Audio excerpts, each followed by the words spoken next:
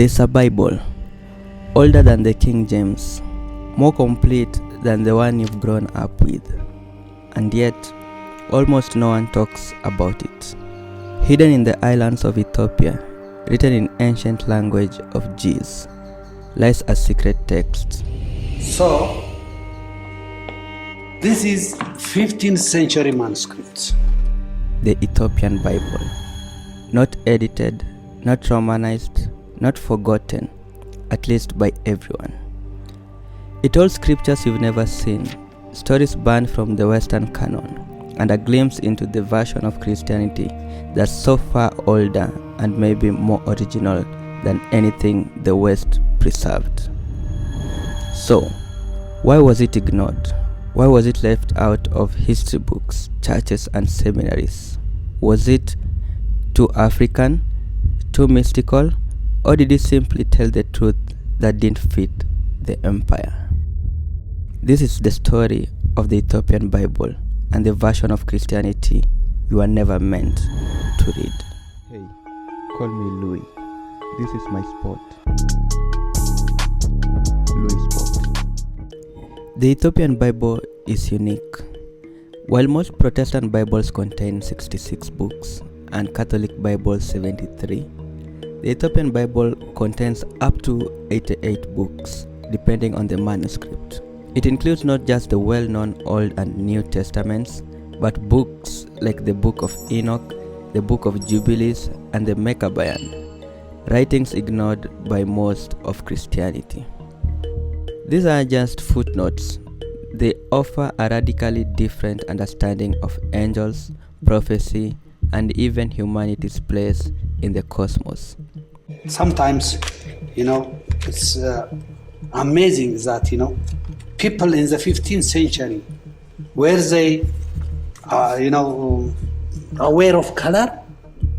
All the saints, even the Virgin, is painted black, Even today, you don't find such paintings in churches, not always, a bright color, not black color.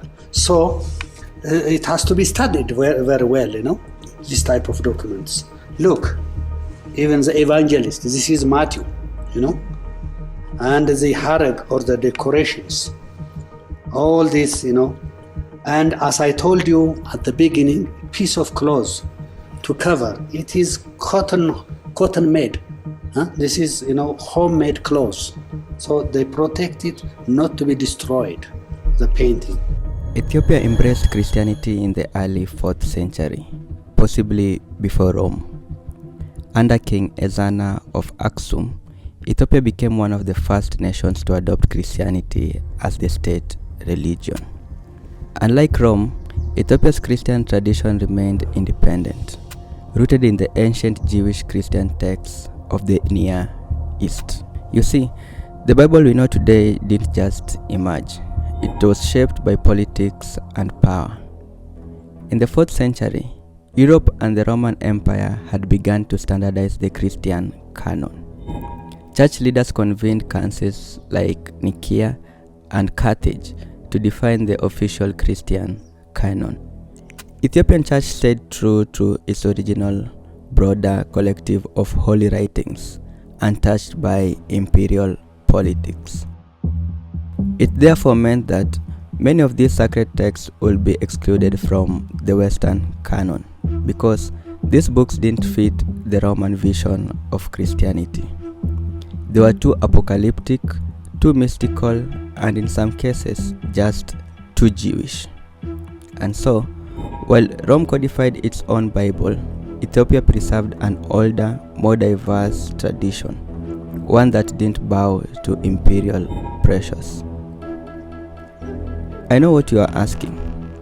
If the Western Council chose to exclude the Ethiopian books from their canon, why then was the Bible banned altogether? Well, the Ethiopian Bible was never officially banned, but it was silenced, ignored by Western scholars and dismissed by European missionaries.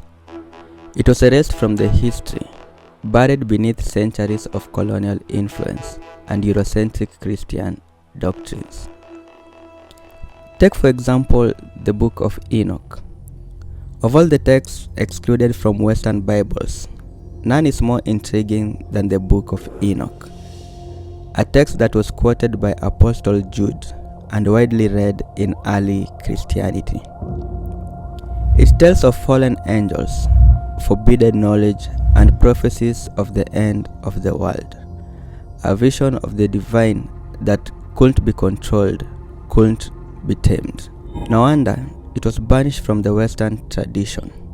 It was too wild, too full of secrets for an empire that preferred a tidy, controllable religion. As Ethiopia stood firm in its belief, the rest of the world turned its back. During the colonial period, Ethiopian Christianity was treated as primitive, but Ethiopia resisted. It held onto its traditions, its saints, its scriptures, and its language. In a world rewritten by empire, Ethiopia's Bible became a living memory, a reminder that truth isn't always written by the victors. Now, that sums it up for this video. Did you like or do you hate what you just watched? Share your thoughts and opinions in the comment section below. I encourage having a proper discussion on matters like this without having me impose my opinions and ideas on this matter. Otherwise, give this video a thumbs up if you liked it. That's the only way YouTube can know this video is so much interesting and share it out there to more avid viewers just like you. Make sure to subscribe to this channel if you also have not done so, and click the notification bell so as to be notified as soon as I make new uploads on videos just like this. My name is Louis. Until next time, peace out.